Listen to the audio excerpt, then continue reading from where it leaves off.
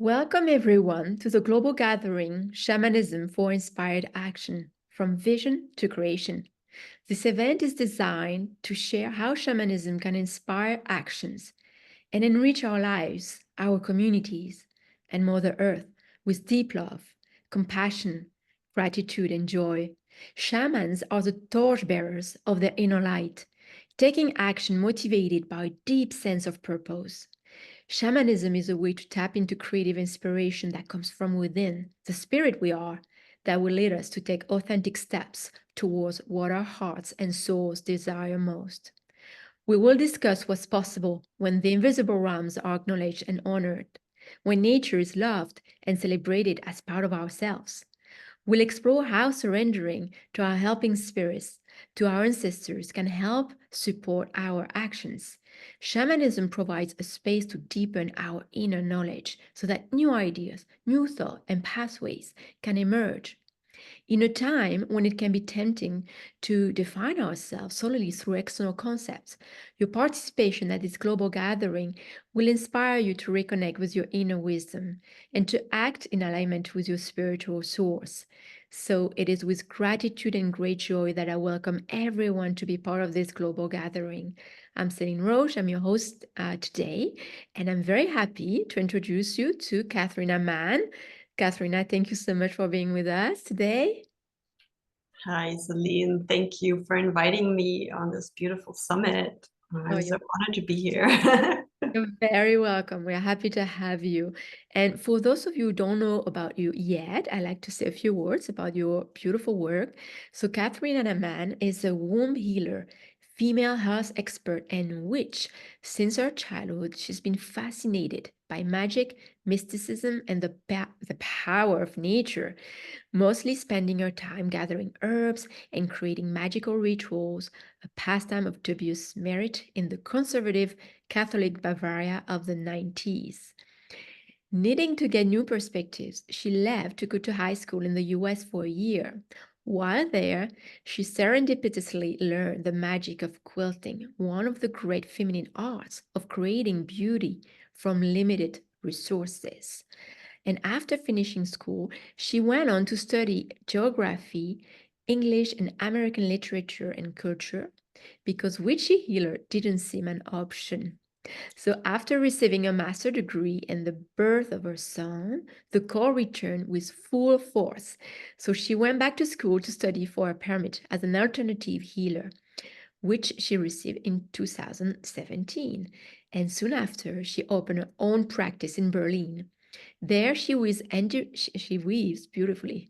She weaves individual healing rituals for women, helping them to activate their own power and intuition. Well, that's beautiful work. So I'm so excited to hear what you're going to share here today. And your topic is Here Are My Hands. Let's see what they are making, doing it the feminine way. So, sounds really inspiring. Could you start by telling us what does inspired action means to you? Yeah, great question. I mean, the summit is just has this beautiful title, Inspired Action, and I was pondering this title, so I tuned into it. And first of all, for me, inspired action was like a feeling. It's like a point where I get this tingling, this excitement, this purpose where I'm maybe wanting to do something, right? And getting into action. It's like right at this point where we start, right? And this is the excitement, but something has happened before, right? And that's, if we break it down, it's like inspired comes from inspirare from Latin, right? And that means like to breathe into. So there has been like an in-breath already, right? So it's like something has happened before, and then we're at this point where we want to like breathe out something into the world, and we want to take action, right? And that's maybe what inspired action means. Where, I mean, what has been happening can be like multifaceted, of course. Like could be like an idea or a vision, like the inspiration, right? But it could be anything, right? But something has happened before, and I feel like this is where we are right now, also at like a global level, right? We're at this point. We feel we have had the inspiration, like we have the vision, but now we need to go out and create. And how do we do that, right? So that's what inspired action means for me. Yeah. Mm. And I really like what you said about, inspiring the movement. We've discussed that with and you're here, with other speakers as well. So I'm really glad you're bringing it. How, the movement, it really moves, it moves you to be in action, and it moves your heart, it moves you, it moves your heart. So yeah, it's beautiful. Thank you for sharing that as well, that you also relate to that movement, and that we're ready to take on this movement for change. So can you tell us a little bit more about how your practice embraces inspired action? Yeah. I mean, that's maybe I can explain it in a very like down to earth way. What do I even do as a womb healer? That sounds like very out there, very woo maybe. But I mean, clients come to me because they want to connect with their wombs, they're women. And so, of course, I invite them into a space, and that's like a ritual space. And so this whole thing where we work is like an inspirational space, really, because the womb is an inspirational space where inspiration drops in and then something comes out of it, because the womb is like the vessel that women use to create, right? And it's either on a very material level when we produce babies, create babies, or on an energetic level. It's just the same thing. And so when I have women there, so of course we talk, right? And I let myself be inspired by the person who's there, right? And I see them and I feel them. I see how they sit and how they use their hands or not, and everything is like inspiration for what's going to come into our work, so that's like the first part of it, maybe. And I think a lot of healers do it that way. So then afterwards, then we go over to the massage table, and they lie down, and they get to relax. And that's where we drop into like this deeper level that's maybe on the outside a little bit more non-verbal, especially for the client, because they've talked, right? And then now they get to relax, and I tell them, you don't have to do anything, just take good care of yourself. And then I connect to their whole being, and I use like a technique that maybe has its roots a little bit in Zen philosophy, where I empty myself and I connect to them, and I'm just seeing what drops in through this connection to them. I don't usually have to touch them, even though I do have like clair tendency. So when I touch something, I gather a lot of information, but that's like their whole being tells me something at this point. And so I'm letting that drop into me, and that something comes. And I just have to trust that there's going to be some information that's going to drop into me, right? And that can be very, very different. Either, I mean, it always is in connection to me as well, because it's never going to be something that I don't know how to do, right? So we're both in this together in that space. So I'm taking action as I see it. Maybe I get like this feeling that I have to touch their knee. Maybe sometimes it's in my own body that I have like a resonance in the knee, or That it could be like I get a very clear vision that I have to draw a card from a certain deck for them, or that I have to sing or to drum. So that's the space that's opening up, and it's like a ritual space. And so the doing comes naturally from this dropping in, right? And that's how I weave it, and it flows very naturally in this work. And then there's like another part when I've like had this very ceremonial space that creates its meaning through being, right? Then there's like a more structure part as well, because when we create, we also need a little bit of more structure.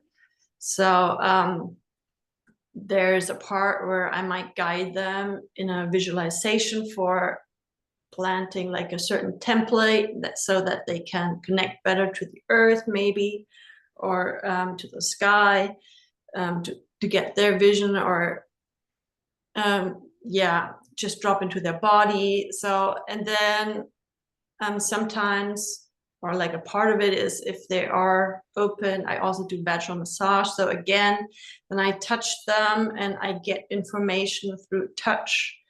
I get this information.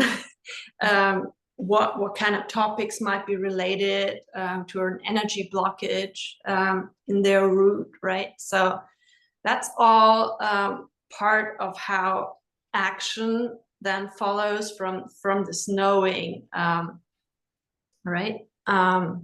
Yeah, so that's sort of how I use it in my work, I would say. And thank you again for bringing in this distinction, how you drop in first. You know, you need this very silent space before you moved to do the action. So again, from what you said earlier, thank you for explaining it to us, you know, and how it works in your work, beautiful healing work. And what is a feminine way to creation, and why this new way of action is really necessary for paradigm shift in our world today? Okay, so I've thought about this a lot. Can you even call it like the feminine way? You know, there's a lot of polarity in our world, but I wanna like distinguish it from maybe the old paradigm of doing things. So, and because I feel like the feminine is a little bit more on the forefront at the moment, and that's like an energy that everybody has. I really invite every man who's maybe listening to this right now not to or just to know that the feminine is also in the masculine, right? Because everybody has like those polarities in themselves, but the feminine way, I would say, is about this, not having the plan in the mind, right? It's, you have the vision, you know what you're going to do. It's like when you're incepting a baby, right? You know that you want a baby, but you don't know how you make the baby but you just have to trust that you will know what to do. Your body will know what to do, and it's going to take the steps at the right time. So you cannot rush it. You cannot say, I want to have the baby in 3 months. That's just not a possibility, right? So we can understand what the feminine way of creation is, and we don't have every step planned out at the beginning. We just have the vision for what it's going to be, and we have the first step, right? And then we go along as we create, right? So I feel that this is the new paradigm, because it incorporates both the vision who's already there, right? When you know you're pregnant, you are pregnant, right? There's no way around it. Either you are pregnant or you're not. And so the vision is there. It's going to be a baby. But then also you also have to have this process. and you don't have it planned out. So there's also this very slow cyclical growth of things, which is, I feel, the connection to the earth, right? That's where we have to connect to the actual matter of things, and we cannot rush that. So that's like the part that we need right now, because we are working with the earth to build something new. We cannot leave the earth out of a sustainable creation, right? I mean, we can create something that's very unsustainable, but it's not going to be beneficial to us, and it's probably going to collapse pretty soon. And we see that in the old paradigm, because if you only, I mean, you can create something or just take a lot out of the earth and have something done with it, right? That's also a sort of creation, but it's not a very sustainable creation. And so I feel that the feminine way of creation is the sustainable way, even though this word may also be a little bit overused, but it's what's going to be the future, right? So yeah, that's why I feel it's so important for today's world that we get into this paradigm of creation. Yeah, yeah, and taking the time, and being patient in receiving and seeing how it unfold. It's beautiful. While it benefits Mother Earth and others, so very inspiring. And also, in your example, could you share some example of vision that you've had and that you express, materialize on this plane?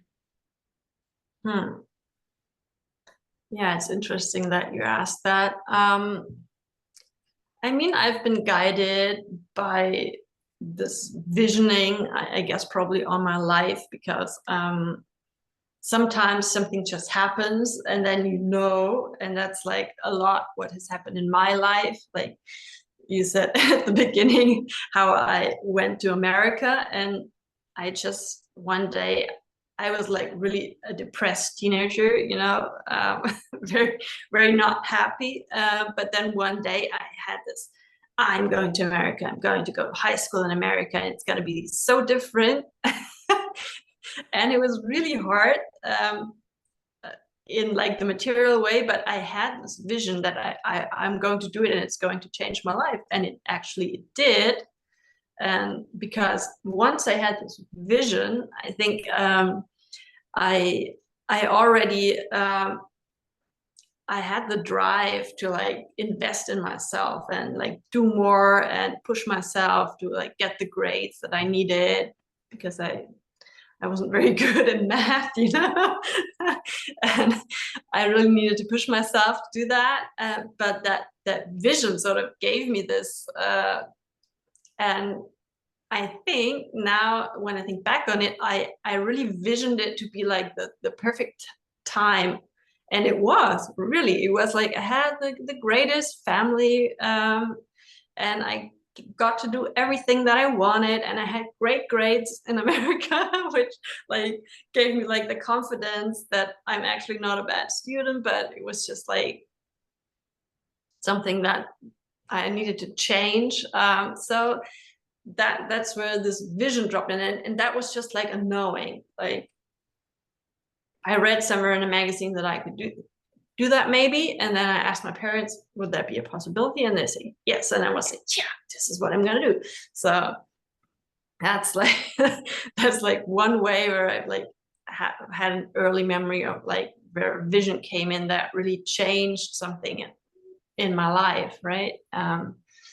Because I've been influenced by that ever since. I mean, I mostly work in Germany, also German speaking mostly, but I've always ever since been in the international world, because that opened up to me with the English.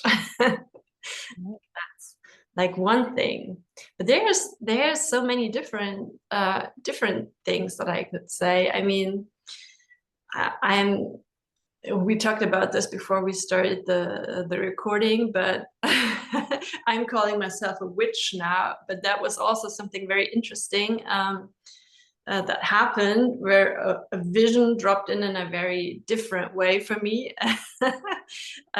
So I've been pondering this, how witch is like a very taboo title, and for whatever reason, people think witches are maybe a little bit creepy, or that they have a certain energy, right? And you know, I'm also a health practitioner, so you have to be a little bit on the outside, be a little serious sometimes, because you're also in the health system. And so it was like a little bit of a jump to, and but I felt into it a little bit in this, why are witches like still so taboo? I mean, the womb healing is also in the taboo realm, so I like to go into the taboo a little bit, but I was just pondering that. And then I was on holiday in Prague, and I walked like an ancient cobblestone street, with my husband and my son, and there was an old convent that had been turned into a school. I would just walk there, and then I saw something between the cobblestones, and my mind said, witch. And then I just walked away.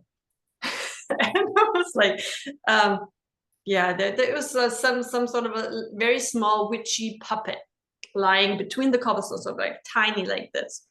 But I didn't pick it up or anything. It just went away. And then I felt like I was like agitated, you know?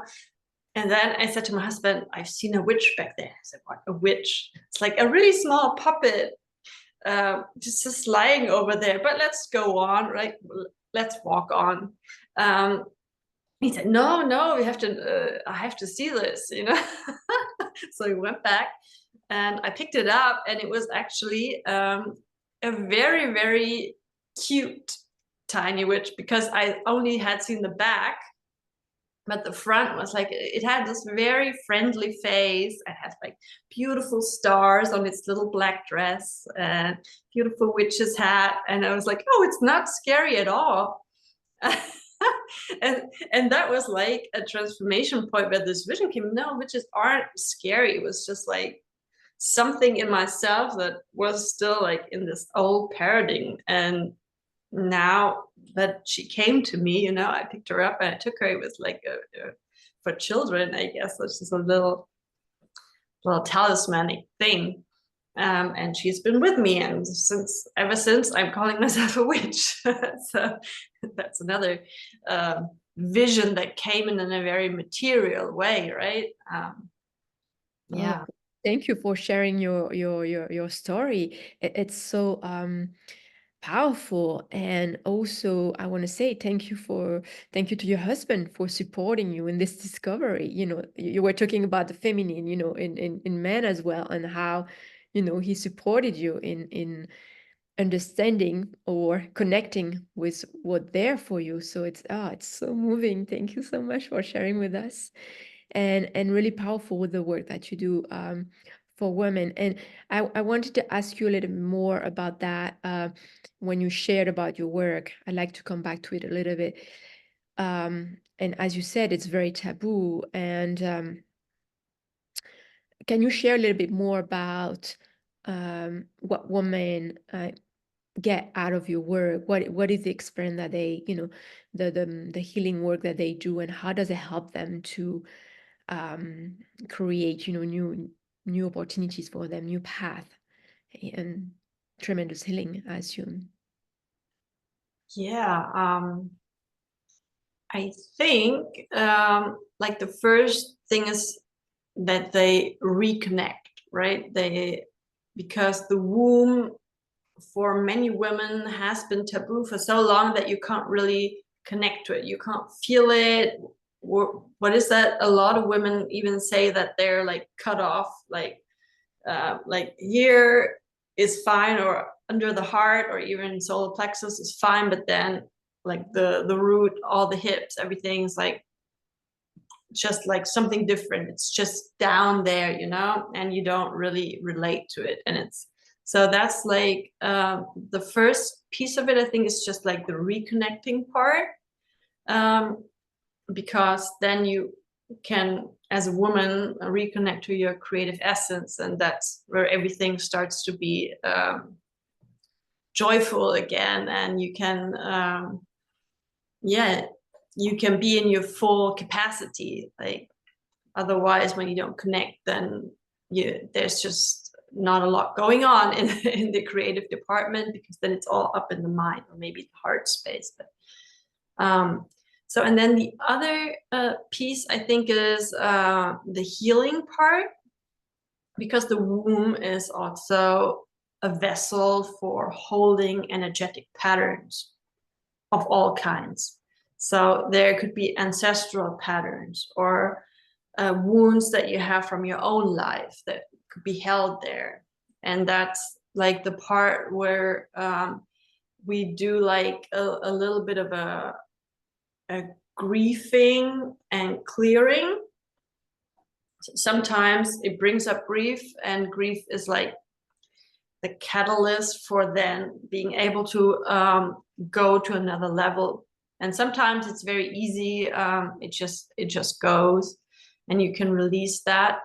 And then, of course, the third part is the visioning part. I want to embody something. I want to create something. And then some women who are already on this pathway for a long time can benefit from this work by really rooting the vision in their womb, so that it will just flow out of them, and they can create it.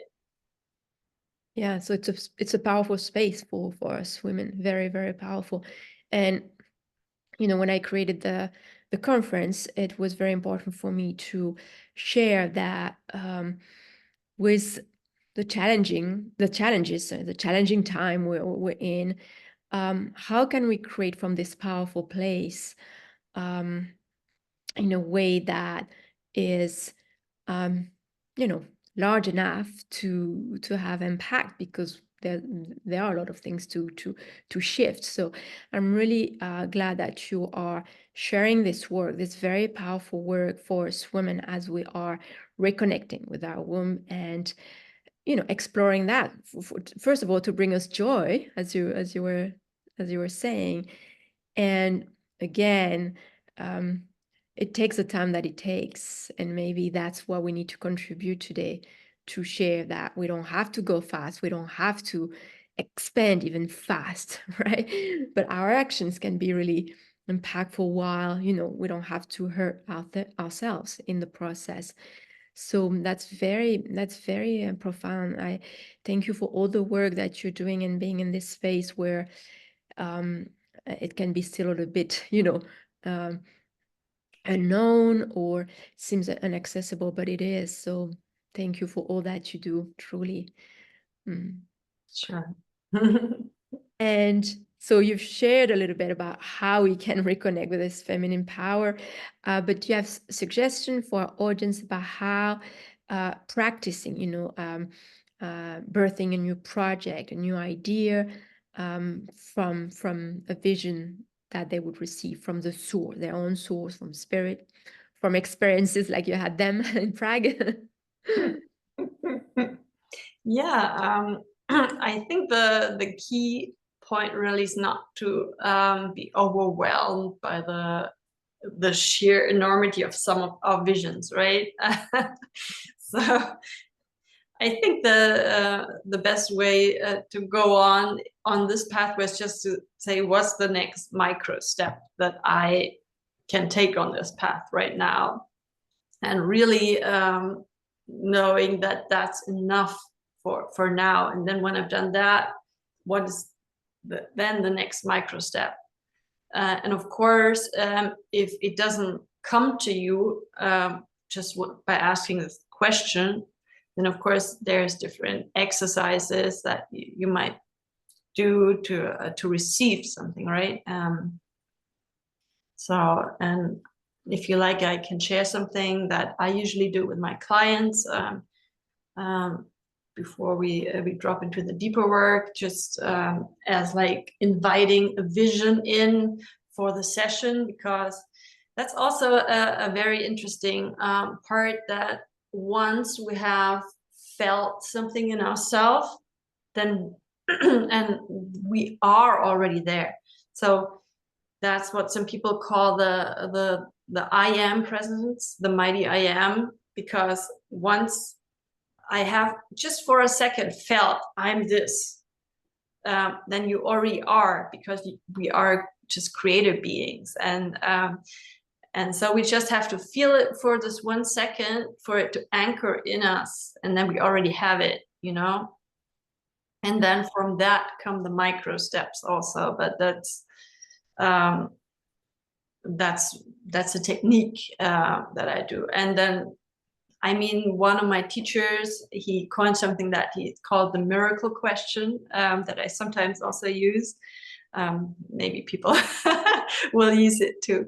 And he is asking them, okay, if today goes perfectly in the treatment and you are completely healed, you've gone home, and then the next day you wake up and you are in your perfect state of health, what will be like the first thing that you would realize in your body? And most people like get a feeling what this is. And it has to be like from the body, not from the mind.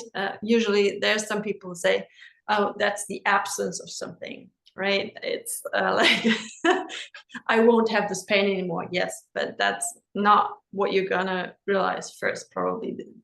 And you have to drop a little deeper. But that's like, you're already making like a quantum jump to your future where you have it, right? So that's also part of how you get there, because then you already know you are that state already. Yeah, very good. And that's an interesting practice that, you know, we can try. The miracle question. Yeah.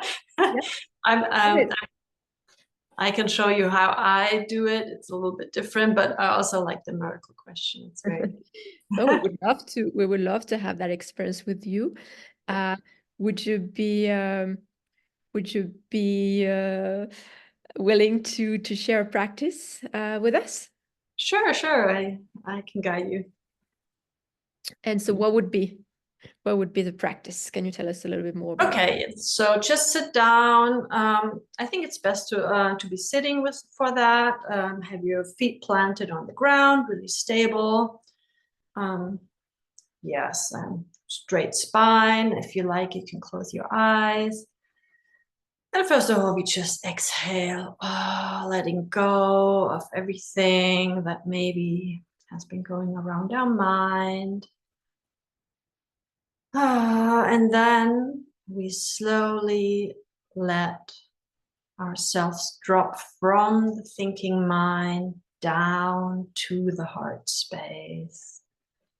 And on the next inhale, you notice your heart space, and you're breathing into the space, imagining how it's expanding, making it open.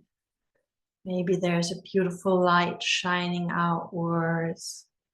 Taking a couple of deep breaths into your heart space, really centering yourself there. Maybe there's colors. And then I invite you to drop deeper now, deeper into the core and center of your being, into your womb space or hara. That's in the center of your being. And just breathe there for a couple of breaths.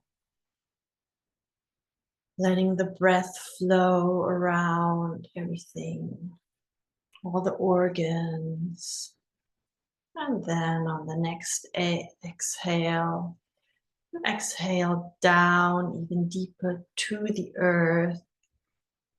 And you go down, down with your exhale to the core and center of the earth, the crystalline core. And on the next inhale, you're inhaling the breath 3/4 until you go to the cervix. It can be your energetic cervix if you don't have one, or for the men who are doing this, they can just inhale with their solar plexus up again. They liked. So 3/4 of the way in, I'm explaining this, and then on full in into the womb, or for the man into the heart space. And then back down. So you're doing this for a couple of rounds now. 3/4 in, small pause, and then into the womb space or heart space. Really letting the breath unfold and really creating a container for the breath, and you recognize that space that's now open for you to receive. And when you're really in the space where you're receptive, you can put in the question, what is the vision that I'm calling in now? Or what is the thing that I will recognize, my miracle? Or what is the next micro step on my way? Whatever you want to put into that receptive space right now. And just let anything that comes come to you very uncensored. It could be an emotion, it could be a word or a sentence, or just a feeling in your body, how something changes. And breathe normally and let that vision drop in for you now.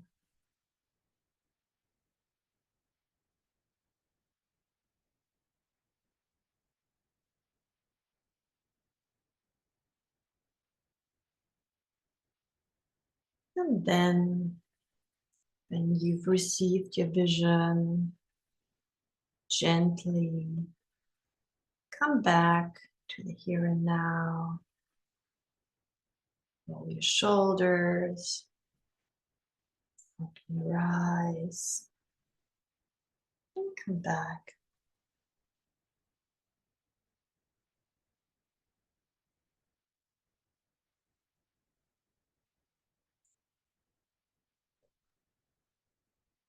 Well, thank you so much, Katharina. If I can share about my experience, I was being connected with the power of gentleness. Ooh, the power of gentleness. Yeah. And also the importance of communities, all genders, with joy. So Yeah. Can I ask, did you feel it like as a bodily feeling as well? Or was yes, completely. And it was the emotion of joy was very active. Again, it was interesting, like the joy, and what I've perceived was action of being joyful, action of laughing, action of in this power of gentleness, accepting all of the genders, beautiful gifts that they are. And what happens when we're together? There was joy. beautiful. Was there like a special place in your body where it was located? Can you like And the womb. Yeah, absolutely. Yeah. Yeah, great. Absolutely. Yeah. So I'll have to share. I'll have to share later what's gonna, you know, follow uh, after your exercise. And I hope that everyone, can also and share some testimony about what they received from you, with this beautiful guided journey and what opened up for them. So please share with us, please. You can share with Absolutely. Katrina. Our website is on the conference website link, and all our links are on the website conference, but on the conference website, I'm sorry. And also to me if you'd like. So it would be really beautiful that we hear what you got. And so you have another gift for us. And if you'd like to share a little bit about it. So the name of Katrina's free gift is A Guided Journey with the Spirit of Amanita Mushroom. Can you explain a little more? Yeah, and I think it's very fitting with what you got, because I'm taking you on a imaginary or guided journey with the spirit of the Amanita mushroom, and uh, the witch's mushroom, the red one, and it has a very mischievous, joyful energy, and it's also a very rooted energy. So I'm going to take you on an imaginal journey with that energy, um, so you can find your joy and your root wisdom in that journey. Yes, that's Ah. a gift, and absolutely. And when you sign up for my list, then you automatically get the link for that. Oh, that's great. That's a great gift. Thank you so much for your generous contribution to all of us, and for sharing about your work today. It's very valuable and really needed. So thank you for being a voice for the feminine, in women, in men, in all genders. Thank you so much for all the healing that you do, and for sharing your wisdom today. Thank you everyone for watching, for listening. And is there any word that you would like to share to close today? Yeah, it was my pleasure, my absolute pleasure. And that's like the greatest part about this, what I do, is that it's just so rewarding and so joyful. And that's like, I wish that for everyone, that you can do the things that absolutely make you so happy, because that's where we should go, I think, with our creation and our doing, right? And yeah, I mean, I do work mostly German speaking. Most of my things are German speaking. So I have a training that I do for the work that I do. So if any German speakers are on the summit, it's going to start in September. It's going to be 4 weekends in beautiful Bavaria. Very nice seminar house and a small group. Going to be very rooted to learn this work that I do. But that's German speaking. And of course, I have like one-on-one clients here in Berlin. But if you really feel called to work with me, just reach out. I can also do Zoom consultations if you'd like that. So that, and Thank you. Thank you so much for sharing about this incredible program you've developed for, training purpose, for so other people can um, discover your work and learn it. So thank you so much. Thank you for all your information, and everything will be listed again on the conference website. Thank you. Thank you, Katrina. Thank you, everyone. Thank you. thank you.